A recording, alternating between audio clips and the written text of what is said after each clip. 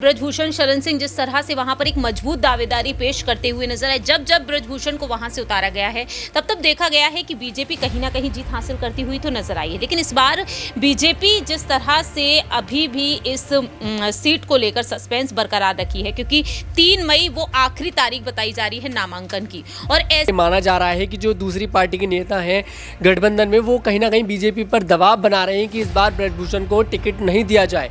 लेकिन भारतीय जनता पार्टी कहीं ना कहीं जो ठाकुर वोट बैंक है, जो राजपूत वोट बैंक है, उस चक्कर में ब्रजभूषण को दूर नहीं कर पा रही है। और अखिलेश बीजेपी अपने प्रत्याशी का अनाउंसमेंट नहीं कर पा रही। देखिए, सपा इस फिराक में है कि जैसे ही बीजेपी अगर ब्रजभूषण को टिकट यहाँ से देती है तो वो कोई बड़ा कदम यहाँ से उठाती हुई नजर आए। और जहाँ तक खबरें ये भी हैं कि महिला पहलवान जिन्होंने आंदोलन किया था पूरे के पूरे मामले को लेकर, उनमें से कोई एक चेहरा कैसरगंज से चुनाव लड़ सकता है। लेकिन हैरानी हो रही है कि बहुजन समाज पार्टी और समाजवादी पार्टी इस सीट से दांव खेलने की तैयारी में है। ऐसे में बीजेपी को बहुत ही सोच समझकर विचार करके यहाँ पर किसी महिला नेत्री पर दांव लगाना होगा। जिस तरह से कहा जा रहा है कि ब्रजभूषण की जो पत्नी है केतकी देवी पर भी कहीं ना कहीं यहाँ पर दांव लगाया जा सकता है। उन्हें 7 मई 2024, जी हाँ, ये वो तारीख है जब ब्रजभूषण शरण सिंह के राजनीतिक भविष्य का फैसला दिल्ली फास्ट ट्रैक कोर्ट करेगी। यानी कि ब्रजभूषण शरण सिंह को लेकर के अभी तक जो सस्पेंस बरकरार है, उस पर 7 मई को बड़ा फैसला आने वाला है। महिला खिलाड़ियों से यौन शोषण मामले में लगातार सुनवाई चल रही है। इस बीच भारतीय जनता पार्टी भी कैसरगंज लोकसभा सीट को लेकर लगातार सस्पेंस की स्थिति में बनी हुई है। दूसरी तरफ देखा जाए तो विपक्षी दलों को यहां पर एक अच्छा मौका मिल गया है कि ब्रजभूषण शरण सिंह को लेकर जितनी यहां पर कोशिशें की जा रही हैं भारतीय जनता पार्टी की तरफ से कि किसी तरीके से उन पर ऐसा निर्णय आए जिससे कि कहीं ना कहीं पार्टी की साख यहां से दांव पर न लगे, और इसी के चलते हुए कैसरगंज लोकसभा सीट से चुनावी प्रत्याशी का ऐलान करने में लगातार विलंब किया जा रहा है। ऐसे में क्या समाजवादी पार्टी जो कि लोकसभा का चुनाव लड़ रही है 62 लोकसभा सीटों पर उत्तर प्रदेश में, ऐसे में ब्रजभूषण शरण सिंह पर अभी जो कहीं ना कहीं फैसला आना बाकी है, उसको लेकर के यहाँ पर समाजवादी पार्टी क्या ऐसा इंटेंट रखेगी कि यदि उनको फिर से चुनावी मैदान में उतारा जाता है तो उसका विरोध करने के लिए किन्हीं महिला खिलाड़ियों या फिर किसी ऐसे चेहरे को दांव पर लगाया जाए जिससे कि भारतीय जनता पार्टी के जीत के तमाम दावों को नेस्तनाबूद किया जाए। इन तमाम सवालों पर चर्चा करेंगे। न्यूज़ रूम में इस वक्त मेरी मौजूदगी है, मेरी सहयोगी प्रांशी मेरे साथ मौजूद हैं, इनसे जानने की कोशिश करेंगे। प्रांशी, जिस तरीके से ब्रजभूषण शरण सिंह इतना बड़ा चेहरा क्या भारतीय जनता पार्टी के लिए चुनौती बने हुए हैं, क्योंकि 7 मई को उन पर फैसला आने वाला है और ऐसे में अभी तक कैसरगंज लोकसभा सीट से चुनावी प्रत्याशी का ऐलान नहीं किया गया है। देखिए, कैसरगंज सीट जो बीजेपी के लिए काफी मायने रखती है, ब्रजभूषण शरण सिंह जिस तरह से वहां पर एक मजबूत दावेदारी पेश करते हुए नजर आए, जब ब्रजभूषण को वहां से उतारा गया है तब देखा गया है कि बीजेपी कहीं ना कहीं जीत हासिल करती हुई तो नजर आई है। लेकिन इस बार बीजेपी जिस तरह से अभी भी इस सीट को लेकर सस्पेंस बरकरार रखी है, क्योंकि 3 मई वो आखिरी तारीख बताई जा रही है नामांकन की, और ऐसे में यहाँ पर देखा जाए 7 मई वो तारीख है जब कोर्ट अपना अहम फैसला सुनाएगा। तो ब्रजभूषण शरण सिंह पर फैसला अब 2 दिन में ही लिए जाने की बेहद जरूरत आ चुकी है बीजेपी आलाकमान की तरफ से, क्योंकि कैसरगंज सीट को लेकर अपर्णा यादव का नाम चर्चा में आ गया, रायबरेली सीट को लेकर वरुण गांधी का नाम चर्चा में आ गया। लेकिन अब यहाँ पर ब्रजभूषण को हटाकर क्या बीजेपी वो बड़ा दांव खेलेगी या नहीं, क्योंकि ये कहा जा रहा है कि ब्रजभूषण का अगर टिकट यहाँ से कट जाता है तो समाजवादी पार्टी की तरफ से अखिलेश यादव भी ऐलान कर देंगे अपने प्रत्याशी का, और दूसरी ही तरफ बसपा की तरफ से भी उम्मीदवार उतारा जा सकता है। यानी कि पूरी तरीके से दिनेश देखा जाए तो बहुजन समाज पार्टी और समाजवादी पार्टी इस सीट से दांव खेलने की तैयारी में है। ऐसे में बीजेपी को बहुत ही सोच समझकर विचार करके यहाँ पर किसी महिला नेत्री पर दांव लगाना होगा। जिस तरह से कहा जा रहा है कि ब्रजभूषण की जो पत्नी है केतकी देवी पर भी कहीं ना कहीं यहाँ पर दांव लगाया जा सकता है, उन्हें टिकट दिया जा सकता है।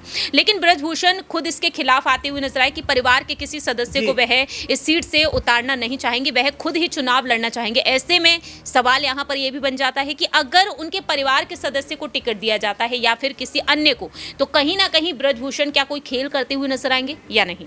ब्रजभूषण शरण सिंह क्या भारतीय जनता पार्टी के साथ कोई बड़ा खेल करते नजर आएंगे? क्या गोंडा के आसपास आने वाली उन 40 विधानसभा सीटों पर जिन पर सीधा प्रभाव देखने को मिलता है, उनको प्रभावित कर पाएंगे? माही से अगला सवाल लेंगे। माही, जिस तरीके का पूरा ये पॉलिटिकल सिनेरियो देखने को मिल रहा है, यहाँ पर ब्रजभूषण शरण सिंह को लेकर के लगातार बीजेपी कहीं ना कहीं उनको बचाने की कोशिश कर रही है ताकि पार्टी पर किसी तरीके के सवाल खड़े ना हो। क्या यहाँ पर इसी तरीके का विलंब किया जाता रहेगा और आखिरकार क्या प्रत्याशी का ऐलान अभी नहीं किया जाएगा? जी बिल्कुल, देखिए 3 मई को नामांकन की आखिरी तिथि है। अब ऐसे में अगर बीजेपी इस बात को लेकर अभी पुष्टि नहीं करती है तो कहीं ना कहीं बीजेपी के लिए बड़ी समस्या खड़ी हो सकती है। और जिस तरीके से बृजभूषण पूरा 99% श्योर हैं, उन्होंने कुछ दिन पहले ये बयान दिया था कि टिकट उन्हीं को मिलने वाला है। अब ऐसे में क्या वाकई में टिकट उन्हीं को मिलेगा या नहीं मिलेगा, ये सबसे बड़ा सवाल खड़ा होता है। लेकिन अब अगर उनको टिकट दिया जाता है तो क्या भाजपा, अगर 7 मई को उनके खिलाफ कोई निर्णय आता है तो भाजपा किस तरीके से उनको कवर अप करने की कोशिश करेगी और विपक्ष को किस तरीके से उनके सवालों के जवाब देना कहीं ना कहीं भाजपा के लिए मुश्किल हो जाएगा। इसलिए बृजभूषण शरण सिंह को अब वो कहीं ना कहीं अवॉइड करते हुए भी दिखाई दे सकती है। बृजभूषण शरण सिंह का टिकट कट सकता है क्योंकि भाजपा नहीं चाहती है कि किसी भी दागी चेहरे को चुनावी मैदान में उतारा जाए जिसके आधार पर पार्टी की जो साख है उसको दांव पर लगाया जाए। तनुज से अगला सवाल लेंगे। तनुज, जिस तरीके का यहाँ पर अभी तक का जो हमने खेल देखा है, बृजभूषण शरण सिंह को लेकर इतनी चर्चाएं हो रही हैं,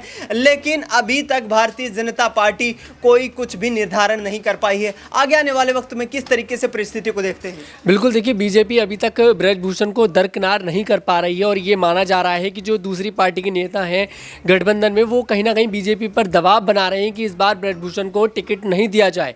लेकिन भारतीय जनता पार्टी कहीं ना कहीं जो ठाकुर वोट बैंक है, जो राजपूत वोट बैंक है, उस चक्कर में बृजभूषण को दूर नहीं कर पा रही है। और अखिलेश यादव ने पूरी तरह से ठान लिया है अगर भारतीय जनता पार्टी बृजभूषण को चुनावी मैदान में उतारती है तो सूत्र कहते हैं कि अखिलेश यादव भी इस बार महिला पहलवान को कहीं ना कहीं केसरगंज सीट से चुनावी मैदान में उतार सकते हैं। तो कहीं ना कहीं अखिलेश यादव की जो रणनीति है ये बृजभूषण पर भारी पड़ने वाली है और बृजभूषण का जो खेल है वो इस बार पूरी तरह से फेल होता दिखाई दे रहा है। और बीजेपी के देखिए ये वाली बात पहले बृजभूषण ने कही भी थी कि अगर नरेंद्र मोदी और अमित शाह खुद कह दें कि आप पार्टी छोड़ दो तो मैं पार्टी छोड़ दूंगा, लेकिन तब प्रधानमंत्री नरेंद्र मोदी और अमित शाह की तरफ से कोई भी बयान सामने नहीं आया था। लेकिन अगर बीजेपी पार्टी इस बार बृजभूषण को फिर से चुनावी मैदान में उतारती है तो इस बार भारतीय जनता पार्टी पर कई बड़े सवाल देखिए खड़े होने लगेंगे, क्योंकि बृजभूषण पर कई संगीन आरोप लगे हैं। यौन उत्पीड़न जैसे गंभीर आरोप उनके ऊपर लगे हैं। 7 मई को जैसे कि आपने बताया कोर्ट उन पर सुनवाई भी करने वाला है और इसमें जो भी फैसला आने वाला है। और लेकिन देखिए एक ही दिन का समय बचा है और भारतीय जनता पार्टी को अब एक ही दिन में ये निर्धारित करना पड़ेगा कि बृजभूषण सिंह को टिकट दिया जाएगा या नहीं। मात्र 48 घंटे का वक्त बाकी है और इन 48 घंटों में ये तय करना है कि आखिरकार केसरगंज का ताज किसके सर पर सजेगा, क्योंकि भारतीय जनता पार्टी जिस तरीके से राजनीति में बादशाहत के तौर पर बृजभूषण शरण सिंह को देख रही है, गंभीर आरोप लगे हैं, संगीन आरोप लगे हैं। ऐसे में जानने की कोशिश यहाँ पर हमारे वरिष्ठ सहयोगी अमन जी से भी रहेगी कि अमन जी, जिस तरीके का ये माहौल जो देखने को मिल रहा है, इतनी सस्पेंस की स्थिति दोनों दलों की तरफ से बनाई गई है, वेट एंड वॉच की स्थिति में यहाँ पर समाजवादी पार्टी दिखाई दे रही है, भारतीय जनता पार्टी कुछ निर्धारित नहीं कर पा रही है, किस तरीके से आगामी परिस्थितियां बनती दिखाई दे रही हैं? देखिए बिल्कुल, और केसरगंज सीट अपने आप में कह सकते हैं कि सबसे ज़्यादा इसके ऊपर चर्चा इसलिए हो रही है कि यहाँ से बीजेपी अपने प्रत्याशी का अनाउंसमेंट नहीं कर पा रही। देखिए सपा इस फिराक में है कि जैसे ही बीजेपी अगर बृजभूषण को टिकट यहाँ से देती है तो वो कोई बड़ा कदम यहाँ से उठाती हुई नजर आए। और जहाँ तक खबरें ये भी हैं कि महिला पहलवान जिन्होंने आंदोलन किया था पूरे के पूरे मामले को लेकर, उनमें से कोई एक चेहरा केसरगंज से चुनाव लड़ सकता है। लेकिन हैरानी हो रही है कि बीजेपी जो अपने आप को इतनी बड़ी पार्टी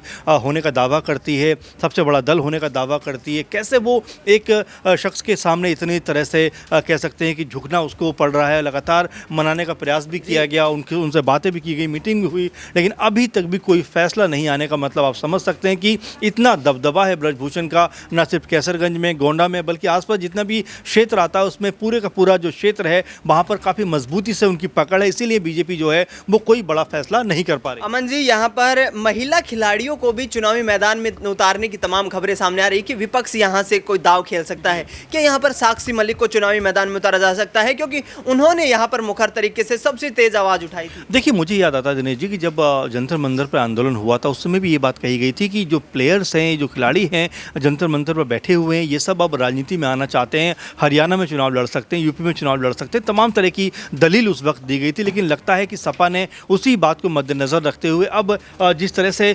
पूरा मन बनाया है कि कैसरगंज पे कम से कम अगर ब्रजभूषण को उतारा जाता है तो उनके खिलाफ आंदोलन करने वाली जो महिला पहलवान है उनमें से कोई एक नाम को यहाँ से उतार दिया जाए। जैसा कि खबर मिल रही है, साक्षी मलिक का नाम सबसे आगे इसमें दिखाई दे रहा है कि वो कैसरगंज की सीट से चुनाव में उतर सकती हैं, चुनाव लड़ सकती हैं। अब देखना यही होने वाला है कि क्या वाकई सपा इतना बड़ा दाव खेल सकती है और बीजेपी जो लगभग फंसी हुई है ब्रजभूषण के नाम पर, क्या इसका हल निकालती हुई नजर आती है। क्योंकि देखिए समय बहुत तेज़ी से आगे बढ़ता हुआ दिखाई पड़ रहा है। 48 घंटे का भी समय बीजेपी के पास नहीं बचा है। तो ऐसे में क्या अगर बीजेपी अनाउंस नहीं कर पाई तो क्या कैसरगंज जो सीट है बीजेपी फिर इस पर कोई प्रत्याशी नहीं उतारेगी अगर कोई फैसला नहीं कर पा रही। क्योंकि अब तक भी कोई खबर नहीं है कि किसी भी नाम पर ब्रजभूषण के अलावा चर्चा हुई हो। क्योंकि आप देखिए कि 7 तारीख को फैसला आने वाला है, लेकिन अभी भी ऐसा लग रहा है कि ब्रजभूषण के नाम पर बीजेपी अटकी हुई है कि क्या उन्हें ही बनाया जाए या फिर यहाँ से एक तरीके से अपने आप को कह सकते हैं अलग कर लिया जाए। बिल्कुल, यहाँ पर भारतीय जनता पार्टी भी इस स्थिति में आ गई है कि अपने आप को चाहे अलग कर लिया जाए, क्योंकि संगठन पर किसी तरीके का दाग यहाँ पर लगते हुए नहीं देखना चाहते हैं हाईकमान के नेता, और इसी को लेकर के लगातार चर्चाएं जारी हैं। हालांकि 3 मई को कैसरगंज लोकसभा सीट पर नामांकन की आखिरी तारीख है और अब देखना ये होगा कि 7 तारीख को बृजभूषण शरण सिंह पर कोर्ट से क्या फैसला आता है। क्या यौन शोषण के मामले में बृजभूषण शरण सिंह जेल की सलाखों के पीछे जाते हैं। फिलहाल न्यूज़ से इस खास कार्यक्रम में इतना ही। कमेंट बॉक्स में अपनी राय जरूर बताएं। देश दुनिया की तमाम बड़ी खबरों के लिए आप देखते रहिए SPN 9 न्यूज़।